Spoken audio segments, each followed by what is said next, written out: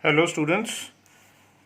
Again, as I told you earlier, also that we'll begin with the second part in the next video, and we are back now, and we'll begin with the second part of the chapter Going Places, and let's move ahead of it. Now, this particular chapter has been broken into different parts simply because it has different scenes and sections and plots in it. So the different plot over here that we are having in this chapter is deals with the Jeff's bedroom over there, and both the brother and sister Jeff and Sophie are talking to each other over here. Now let's read it and understand it what this particular part says over here. It starts something with like this: the table lamp cast an amber glow across the brothers' team squad and the row of colored photographs win it. So it tells that there's a table lamp over there on the table in the bedroom of Jeff, and it's giving the yellow light across the bedroom's team squad over there. There's a poster over there, big poster of the team squad of United over there, and below that there are three colored photographs over there, and here one picture of it is of the young Irish player, one Irish genius player. That's the name is Danny Casey.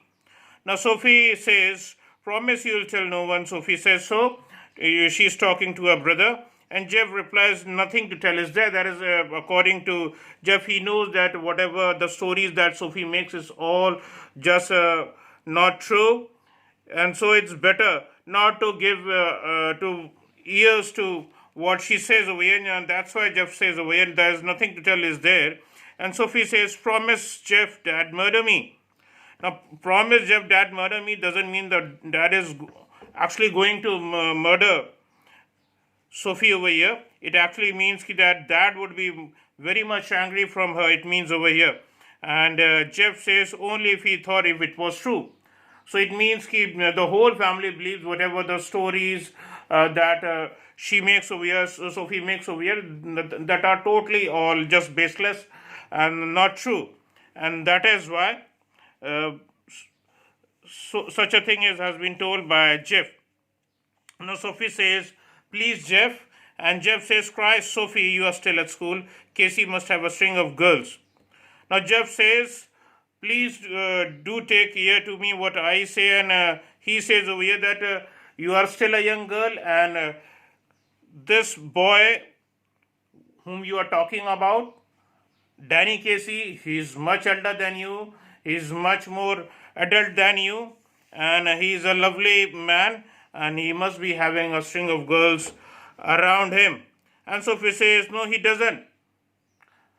Sophie says he doesn't. And now, how can a girl who hasn't met him much, can say such a thing? And Jeff says, "How could you know that?" And he jeered.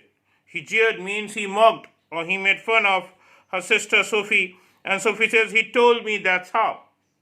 And that's the thing she is trying to defend. Again, I have seen that the hero worship is seen over here.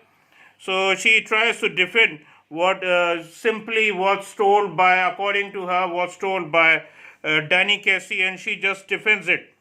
And Jeff says, "As if anyone would tell a girl something like that. Do you think anything, such a kind of thing, a truth that a boy is actually dealing with, a young boy, a young man would actually tell another girl that such a kind of a truth? Would it be easy? Do you think if a boy who is young can actually tell such a thing to another girl?"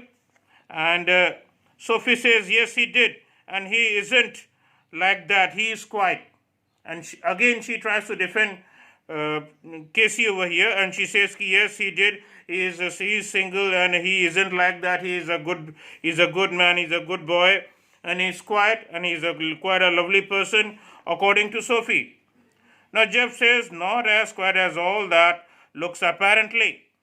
It doesn't seem so. It doesn't look so key that everything is so good, so lovely." And Sophie says, "It was nothing like that, Jeff. It was me who spoke first." According to Sophie, she tells over here, she's telling Jeff over here that it was her actually who spoke to him first. When I saw who it was. Actually, I said, "Excuse me, but aren't you Danny Casey?" So she is telling over here to her brother that this is the thing that I started the whole talk in between, and excuse me. And when she started speaking to Danny Casey, and he looked sort of surprised, and he said, "Yes, that's right. I'm Danny Casey." And I knew it must be him because he had that accent, he had that accent, he had that enunciation, like when they interviewed, when the people, the interviewers actually interviewed him on the television. And so I asked him for an autograph for little Derek, not for herself. Actually, she was much more in the hero worship compared to Derek, and she wanted an autograph for herself. But she says over here that she asked him an autograph for her little brother Derek. But neither of us had any paper or a pen. But the condition was something like that both of them didn't had any paper or a pen, and so then we just talked a bit. So they both talked a bit and about the clothes in Royce's window. Royce's window is the name of the shop. Now, they both were over there to buy some clothes over there.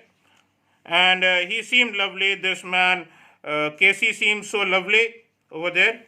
And after all, it's a long way from the west of Ireland. Not Danny Casey was a player from Ireland. And Ireland is a country which is close to Great Britain, my dear friends, dear students. And with Belfast as its capital.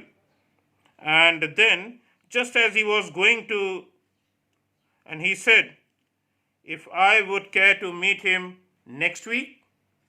And she just asked this thing that if he can please meet him again, and if he would give her an autograph then. And of course, I said I would. And she accepts the thing that she would be over there to accept the thing that he would be giving the autograph, and the autograph will be given next week. And we see over here that Sophie accepts it so gently. And Jeff says as if he'd ever show up. Now these people are celebrities, my dear students, and it's not possible for these celebrities to give time to each and every of their fans. Now Sophie says, you do believe me now, don't you? She asked from her brother Jeff. And he dragged his jacket. He didn't say anything. He dragged his jacket over here. And don't you? And Sophie was trying to convince her brother. But he wasn't up to it. And that is why he dragged his jacket, which was shiny and shapeless, wasn't so good, from the back of the chair. And he pushed his arms into it and he wore it actually. And she wished him he paid more attention to his appearance. The sister Sophie was wanting that the brother Jeff should have much more attention to his own appearance, and he would have cared much more about clothes. He was tall with a strong dark face. He was lovely. He was handsome, but he didn't actually give much attention to his own stuff that he actually wore. And handsome, she thought. According to Sophie, her brother was handsome. And it is the unlikeliest thing I ever heard, he said. Now Jeff replies, it is the unlikeliest thing. It's a thing that something which is doubtful. I don't expect that Danny Casey would actually accept the thing that he would meet you next time and he would give you the autograph next time. Is generally not possible, as I told you, that these are celebrities, and celebrities do not have much time to meet their own fans, and it's not possible. And it is again seen as one of the wild stories made by Sophie over here. And with this, we come to the end of the second part of the story. Thank you, students.